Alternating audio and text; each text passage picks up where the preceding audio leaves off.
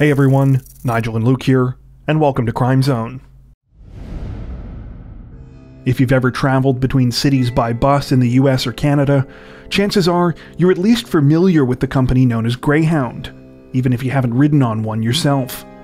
The busing giant covers thousands of routes across North America, moving millions of yearly passengers, and for many, serving as an alternative to air travel. If you've been following the news lately, you may also be aware that as of last month, the iconic company has officially closed down its Canadian operations, and will now only be offering limited cross-border trips run by the US division of the company.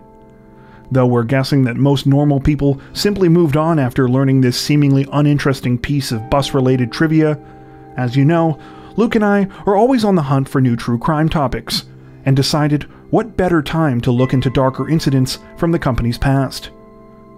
As a result, we've selected two disturbing stories for this week, both of which took place on Greyhound buses.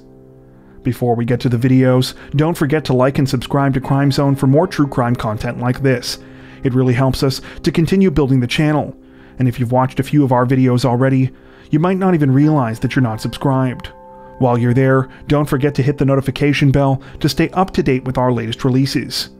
With that out of the way, here is part 1 of 2 chilling crimes that happened on Greyhound buses.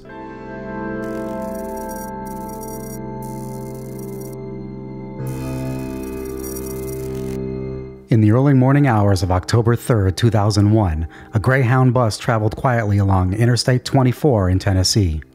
The bus had originated in Chicago, with many of the 39 passengers on board ultimately bound for the final stop in Orlando, Florida. At the wheel of the vehicle that morning was 53-year-old Garfield Sands, a native of Marietta, Georgia, and a 20-year veteran driver for Greyhound. Sands was responsible for handling the leg of the journey from Indianapolis to Atlanta, after which another driver would step in for the final part of the trip. However, little did anyone know the bus would never make it that far. While most of the passengers on board that morning were fast asleep in their seats, one man seemed unable to relax. The man was 29-year-old Damir Igric, who had boarded the bus in Chicago, but who had seemed to grow more and more anxious as the trip progressed. During the previous night and into the morning, Igric had approached Sands over and over again, asking him what time it was and where they were. The man was polite and didn't seem to be causing any trouble, but continued this behavior even after Sands had announced to the bus that they were scheduled to make a stop in Manchester, Tennessee just after 4 a.m. Another passenger, 19-year-old Carly Rinnerson, was also witness to Igric's bizarre behavior. She was seated directly behind the driver and, like Sands, was repeatedly asked by Igric what time it was. At one point, Igric also inquired about switching seats with Rinnerson, and when she refused, asked the bus's relief driver, who was also seated at the front of the vehicle. When Igric was refused a second time, he quietly went back to his seat, where he would stay for almost an hour. Just after 4 a.m., as the bus was approximately 5 miles from its scheduled stop in Manchester, all hell broke loose inside when Igric returned to the front once again. This time, he did not say anything, but proceeded to lunge at Garfield Sands and slash at his throat with a box cutter. During the attack, Igric managed to grab a hold of the bus's steering wheel, directing it towards oncoming traffic. After crossing the median and the adjacent 2 lanes, the bus swerved into a thicket of bushes on the side of the interstate, rolling onto the driver's side at a terrifying speed. In the immediate aftermath, Sands managed to crawl through the driver's side window of the wreck, where despite his injuries, ran 200 yards up the interstate to try and get help. Though he had suffered 2 5-inch-long slash wounds to his neck that were each roughly 2 inches deep, the weapon had missed his carotid artery, and Sands would survive the horrifying ordeal. Sadly, several others on board the bus that morning weren't so lucky. The crash would ultimately claim the lives of 7 people, including Igric. The others were soon identified as 73-year-old Amelia Nerio, 68-year-old Fanny Jones, 29-year-old Matthew Hawkins, 51-year-old Tommy Montgomery, and 75-year-old Marion Knowles. The final victim, 44-year-old Kanza Abdus Rabbani, would die from her injuries in the hospital a week after the attack.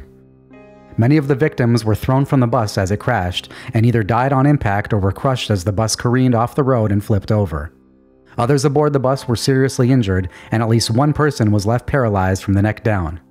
Because so many of the passengers had been asleep at the time of the crash, they had been totally unaware of what was happening, and were awoken to a horrifying mixture of confusion and panic. Making matters worse, given the timing of the incident, there were significant and immediate concerns that the Greyhound bus attack could be related to the 9/11 terror attacks that had happened less than a month earlier. Greyhound shut down all bus services for approximately 8 hours following the incident, leaving tens of thousands stranded as they attempted to get to destinations across the United States. This only seemed to intensify the fears of a nation that was already on extremely high alert. Driving this point home were several news reports released in the days following the bus attack, which quoted worried travelers, many of whom had deliberately chosen to take the bus due to their fears about airline safety. Now it seemed that traveling by bus might not be any safer. However, amidst the rumors and panic, authorities were quick to assure the public that there was no reason to believe the attack on the Greyhound bus was terror-related. It appeared that Igric had acted alone and that there was no discernible motive behind the terrible crime. As more and more information came out in the following days, it became increasingly clear that this was true, as more details were reported about Igric's life.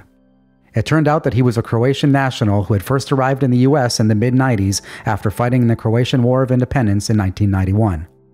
Like many people who fought in the war, Igric had suffered from post-traumatic stress disorder, but had reportedly refused to seek treatment, fearing that it would jeopardize his chances of obtaining a visa that would allow him to work outside of the country. He had eventually gotten a C-1 transit visa, allowing him to find a job with a cruise line in the US and gain entry into the country for a month at a time. Over the next few years, Igric had struggled to maintain employment, getting fired from several jobs as his mental health problems remained untreated. The last time his family heard from him was in the spring of 1999, just before he entered the US one final time on his visa. He then overstayed the visa until the time of the attack. Though authorities were never able to determine a definitive motive behind the Greyhound bus attack, in the years since, the incident has been widely attributed to Igric's deteriorating mental state. According to a Franciscan priest who worked at the Croatian monastery of St. Anthony in Chicago in 2001, Igric had sought help there in the weeks before the attack. The priest said that when he encountered Igric, he was nervously waving his hands and mumbled something about being hunted. It is unclear what, if anything, was done for him, but he was later driven to a local homeless shelter. It was the last anyone heard of him until the terrifying attack.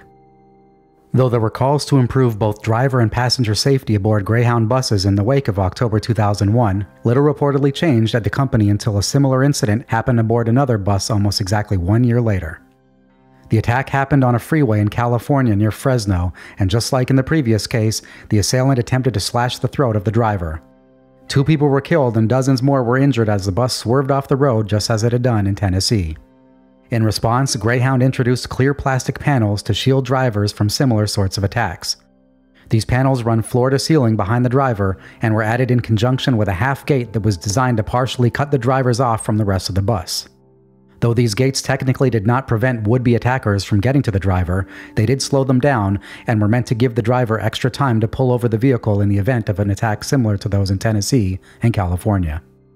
In the years following the October 2001 incident, Greyhound was also the subject of various lawsuits from the victims of the attack and their families, who alleged that the company and the bus driver had not done enough to protect them. At least one of these lawsuits, brought forth by the woman who was paralyzed as a result of the crash, resulted in a payout of $8 million. Do you know of any other cases like this that you think we should check out? Tell us about them in the comments section below. As always, if you enjoyed our video, don't forget to like and subscribe to Crime Zone for more true crime content like this, making sure to hit the notification bell to stay up to date with our latest releases. Thank you for watching.